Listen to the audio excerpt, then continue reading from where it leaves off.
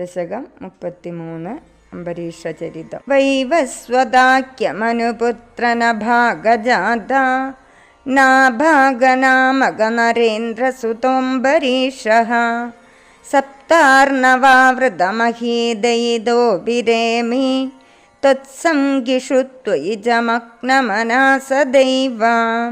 വൈവസ്വതനെന്ന മനുവിൻ്റെ പുത്രനായ നഭാഗനിൽ നിന്നു ജനിച്ച നാഭാഗൻ എന്ന രാജാവിൻ്റെ പുത്രനായ അംബരീഷൻ 7 സമുദ്രങ്ങളാൽ ചുറ്റപ്പെട്ട ഭൂമിയുടെയെല്ലാം നാഥനാണെങ്കിലും എല്ലായ്പ്പോഴും അങ്ങയുടെ ഭക്തന്മാരിലും അങ്ങയിലും മുങ്ങിയ മനസ്സോടുകൂടിയവനായി സുഖിച്ചിരുന്നു. തത്പ്രീതയേ സകലമേവ വിദന്നദോസ്യ ഭക്ത്യൈവ ദേവനജിരാദഭൃഥാ പ്രസാദം യേനാസ്യ യാജനം ഹൃദേപ്യഭിരക്ഷണാർത്ഥം ചക്രം ഭവാൻ പ്രവിതതാരസഹസ്രധാരം. അല്ലയോ ഭഗവൻ, അങ്ങയുടെ പ്രീതിക്ക് വേണ്ടി മാത്രമായി എല്ലാ കർമ്മങ്ങളെയും ചെയ്തുകൊണ്ടിരുന്ന അദ്ദേഹത്തിൻ്റെ ഭക്തി മൂലമായി തന്നെ കാലതാമസം കൂടാതെ അങ്ങ് പ്രസന്നനായിത്തീർന്നു. ആ കാരണം കൊണ്ട് തന്നെ അദ്ദേഹത്തിൻ്റെ അപേക്ഷയില്ലാഞ്ഞിട്ടും അദ്ദേഹത്തിൻ്റെ പരിപാലനത്തിനായി അസംഖ്യം മുനകളുള്ള സുദർശന ചക്രത്തെ അങ്ങ് സ്വമേധയാ പ്രദാനം ചെയ്തു. സാദ്വാദശീ വ്രതമധോ ഭവദർച്ചനാർത്ഥം വർഷം ദദൗ മധുവനേ യമുനോപകണ്ഠേ പത്ന്യാ സമം സുമനസാ മഹതീം വിതന്വൻ പൂജാം ദ്വിജേഷു വിസൃജൻ പശുഷഷ്ടികോടിം.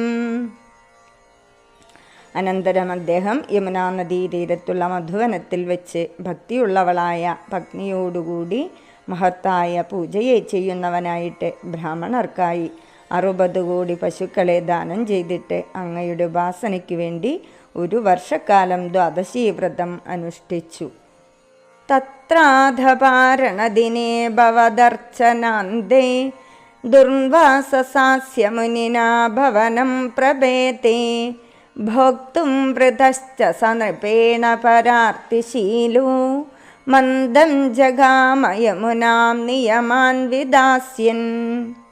അതിനുശേഷം അങ്ങയുടെ ഉപാസനയായി ചെയ്യുന്ന ആ വ്രതത്തിൻ്റെ അവസാനത്തിൽ വ്രതം അവസാനിപ്പിച്ച് പാരണ കഴിക്കേണ്ടുന്ന ദിവസത്തിൽ ദുർവാസസിനാൽ അവിടെ അദ്ദേഹത്തിൻ്റെ ഭവനം പ്രാപിപ്പിക്കപ്പെട്ടു.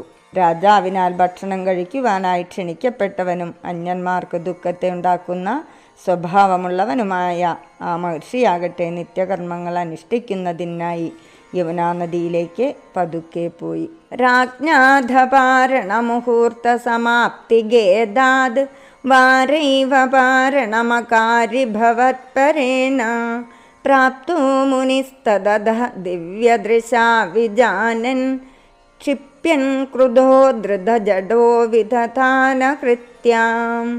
അതിൽ പിന്നെ പാരണയ്ക്കുള്ള സമയമായ ദ്വാദശി കഴിഞ്ഞു പോകുമല്ലോ എന്ന ഖേദം നിമിത്തം അങ്ങയുടെ പരമഭക്തനായ അംബരീഷ രാജാവിനാൽ വെറും ജലം കൊണ്ടു മാത്രം പാരണ കഴിക്കപ്പെട്ടു. അപ്പോഴേക്കും വന്നെത്തിയ ദുർവാസാവു മഹർഷി ആ വിവരം ദിവ്യദൃഷ്ടി കൊണ്ടറിഞ്ഞിട്ട് രാജാവിനെ നിന്ദിക്കുവാനായി അതിയായ ക്രോധത്തോടുകൂടി സ്വന്തം ജഡ പറിച്ചെടുത്തവനായിട്ട് ഒരു കൃത്യയെ സൃഷ്ടിച്ചു.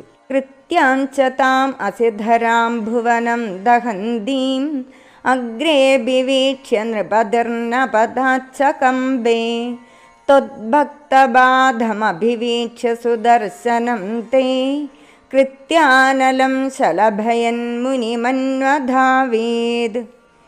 വാൾ കയ്യിലെടുത്തവളും ലോകം മുഴുവൻ ദഹിപ്പിക്കുന്നവളുമായ ആ കൃത്യയെ തൻ്റെ മുമ്പിൽ നേരിട്ടു കണ്ടിട്ട് പോലും അംബരീഷ മഹാരാജാവ് തൻ്റെ നിന്ന നിൽപ്പിൽ നിന്ന് ഒന്നിളകിയതുപോലുമില്ല. അങ്ങയുടെ സുദർശന ചക്രമാകട്ടെ അങ്ങയുടെ ഭക്തന് നേരിട്ട ഉപദ്രവത്തെ കണ്ടിട്ട് അഗ്നിക്ക് തുല്യയായ ആ കൃത്യയെ തീയിൽ വീണ പാറ്റയ്ക്ക് തുല്യമാക്കി ചെയ്തിട്ട് മഹർഷിയെ പിന്തുടർന്നു ഓടി. ദാവന്ന ശേഷഭുവനേഷു ഭിയാസ പശ്യൻ വിശ്വത്ര ചക്രമപി തേ ഗതവാൻ വിരിഞ്ചം ഖക്കാലചക്രമതിലംഘയദിത്യഭാസ്തഃ സർവം യയൗ സച ഭവന്തമവന്തതൈവ.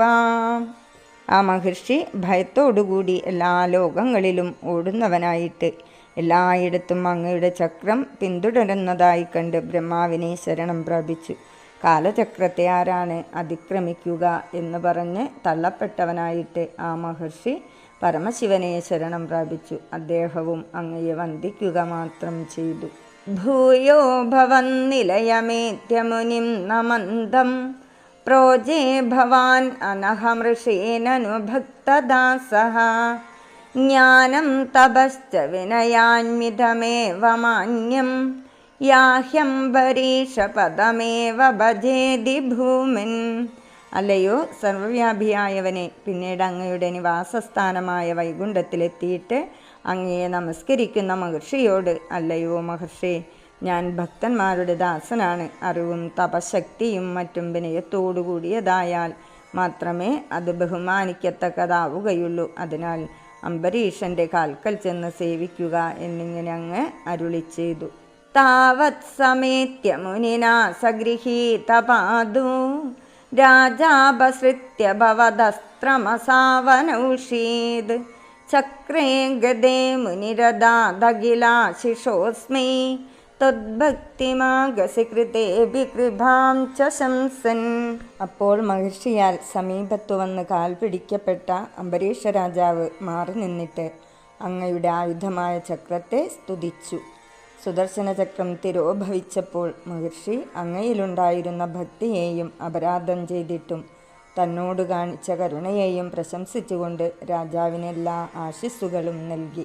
രാജാ പ്രതീക്ഷ്യ മുനിമേഘസമാമനാശ്വാൻ സംഭോജ്യ സാധുതം ഋഷിം വിസൃജൻ പ്രസന്നം ഭുക്ത്വാ സ്വയം ത്വയി തതോഭിദൃഢം രഥോഭൂത് സായുജ്യമാപച സമാം പവനേശപായാഃ. മഹർഷിയുടെ തിരിച്ചുവരവും കാത്ത് ഒരു കൊല്ലക്കാലം ഭക്ഷണം കഴിക്കാതിരുന്ന രാജാവ് അദ്ദേഹത്തെ നല്ലപോലെ ഭക്ഷണം കഴിപ്പിച്ച ശേഷം സന്തുഷ്ടനായി പറഞ്ഞയച്ചിട്ട് താനും ഭക്ഷണം കഴിച്ച് അങ്ങയിൽ മുമ്പത്തേക്കാളധികം ശക്തിയോടെ ഭക്തിയുള്ളവനായി തീർന്ന് സായുജ്യമുക്തിയെ പ്രാപിക്കുകയും ചെയ്തു. അല്ലയോ ഗുരുവായൂരപ്പ, ആ വിധമുള്ള അങ്ങ് എന്നെ രക്ഷിക്കണമേ. ശ്രീ ഗുരുവായൂരപ്പ ശരണം.